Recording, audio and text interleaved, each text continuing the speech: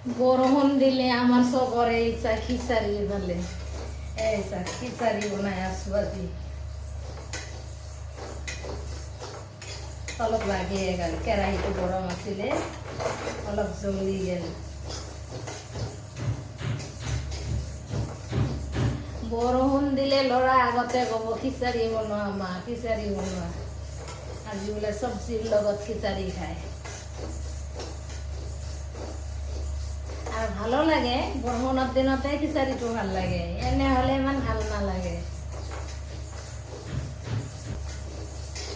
দালিখিনি ভাজি ল'লোঁ, দালি ভাজা হৈ গ'ল। দালিখিনি ভাজি ল'লোঁ, এতিয়া চাউলখিনিও ভাজি ল'লোঁ। মোক কেৰাহীটো সৰু আছে, সেইকাৰণে ভাজি লৈ আছোঁ, নহ'লে একেলগে ভাজি দিলোঁ। ভাজা হৈ গ'ল, চাউলখিনি ভাজা হৈ গ'ল। এতিয়া চব্জিখিনি কেৰাহী ডাঙৰ হ'লে একেলগে চব ভাজি ল'ব পাৰি, কেৰাহীটো হ'ল সৰু, সেইকাৰণে মই এটা এটাকৈ ভাজি আছোঁ। এতিয়া চব্জিখিনি ভাজিম, কিন্তু চব্জিৰ লগত একেবাৰে চম্বাৰটোও দি দিম মই। দুটা শুকান জলকীয়া দি দিলোঁ, দুটা শুকান জলকীয়া দিলোঁ।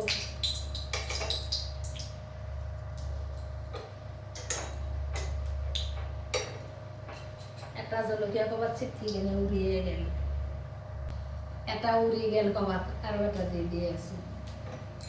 এতিয়া দি দিম পাঁচফোৰণ।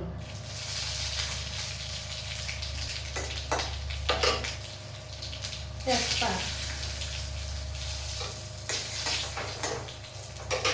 খিচাৰীত অলপমান আদাটো বেছিকৈ লাগে, বেছিকৈ আদা দি দিম। খিচাৰীত আদা বেছি নহ'লে, আদা কমকৈ দিলে সোৱাদ নাযায়, আদা অলপ বেছিকৈ দিব লাগে।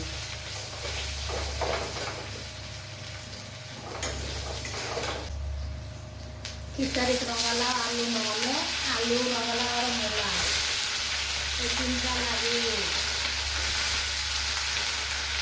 নিমখ দি দিম,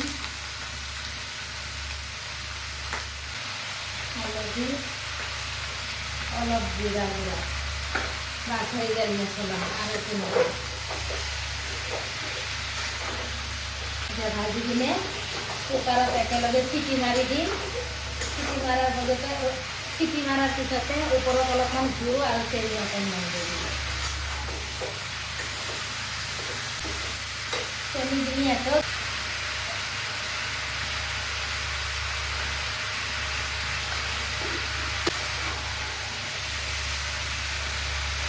বনোৱা চিষ্টেম বেলেগ বেলেগ হ'লে সোৱাদটোও বেলেগ বেলেগ হয়।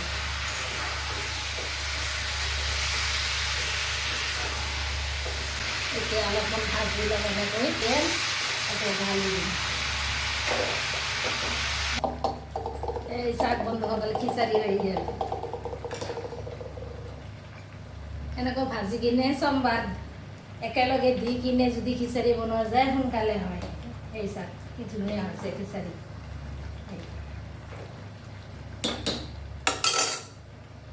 চব্জি কাৰণেও গলি নাযায়, ধুনীয়া হৈ থাকে। ঘিউ দি দিম।